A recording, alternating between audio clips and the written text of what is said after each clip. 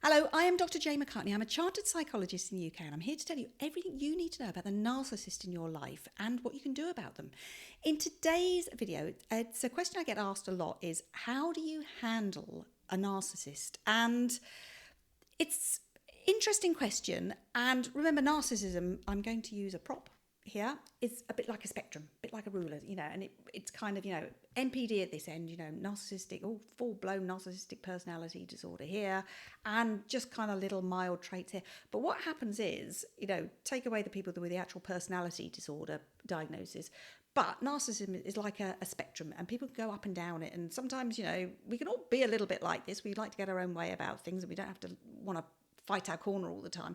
And, we can be a little bit up here. But often people with narcissistic traits, and the reason why you're potentially watching this video is because your person is kind of more up this end and they go up and down all the time. So it's a spectrum. It's all often, think about it as absolutely as a spectrum. And how do you handle that? Because you could have a situation where, I've had people where they've done something and the narcissist has kind of gone, I'm not very happy about that, but and it hasn't been a big deal. Or they've done exactly the same thing and suddenly they're up here. They're actually kind of raging and throwing the toys out with the pram because they can't deal with what it is they're expected to have to, such as being an adult in that situation. So the first thing you do is recognize that person is having a narcissistic tantrum or narcissistic rage or whatever it is that they believe because they're not getting their own way or they're having to do something they don't want to do, that is an appropriate response to. So recognizing that. And the reason you would think on the face of it, you could recognize that all the time, but it becomes so common to so many people, they don't recognize it. It's just what we are. They kind of say it's just how that person is. It's just how he or she is. And we just, we don't like it, but we just, line of least resistance, we kind of let it go. So recognizing it is the first thing, because you can't fix what you don't acknowledge. And acknowledging somebody is behaving in a way that is inappropriate and childlike and dangerous, frankly, in some cases. Recognizing that then allows you to do something about it. Now, the important thing in that statement is you. Don't think by your actions you're going to change the narcissist very much. You're not. But what you can do is how you respond to it. I will often say to people when a narcissist is saying, I want this, do this for me, all the demands, all the conditions that they throw at you, all the projections that they throw at you, I will often say to people, take a breath. Now that breath may be, I will have to come back to you on that one. Or can I let you know about that one? No, you can't let me. I'm being the narcissist here. No, you can't let me. I need to know now. Say for instance, I'll give you an example of somebody I worked with. They would permanently, every single year, would have to cook the Christmas dinner, and they got fed up with it. They really didn't want to do it. And their narcissistic sister would say, oh, right, okay, so it's all round to yours. And they'd always arrange this.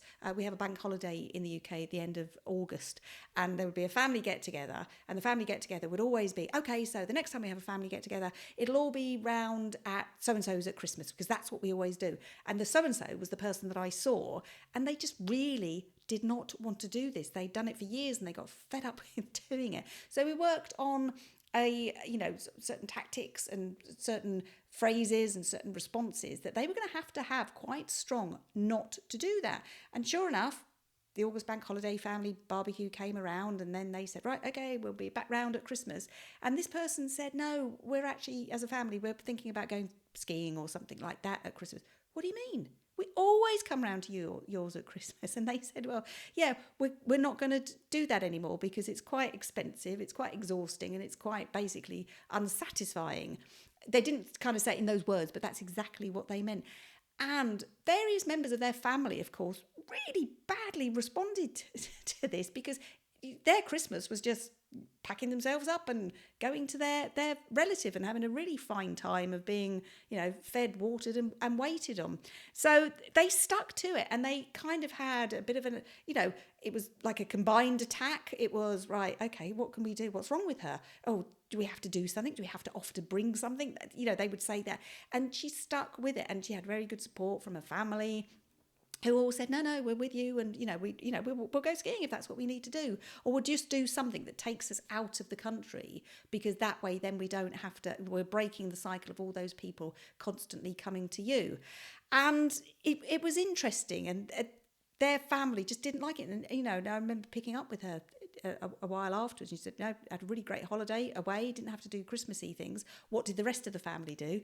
Oh, well, they all just did their own thing. And it turns out the majority of them were quite happy doing their own thing. So it's amazing what can happen out of these situations. So how to handle a narcissist? Always give yourself that breathing space. And sorry, the reason I was giving you that story was because when she said, no, not having Christmas, and they said, oh, but we'll do this and we'll do that and we'll do that. She said, no, I'll come back to you on that one, or let me think about it.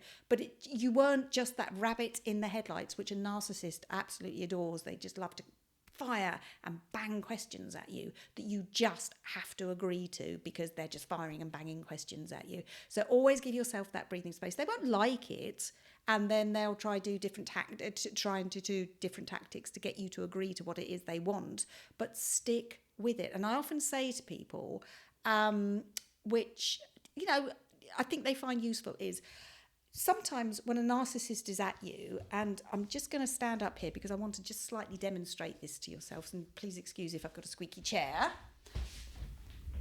But what I will say to people is, when a narcissist is asking you something, literally, you don't even have to take a step back.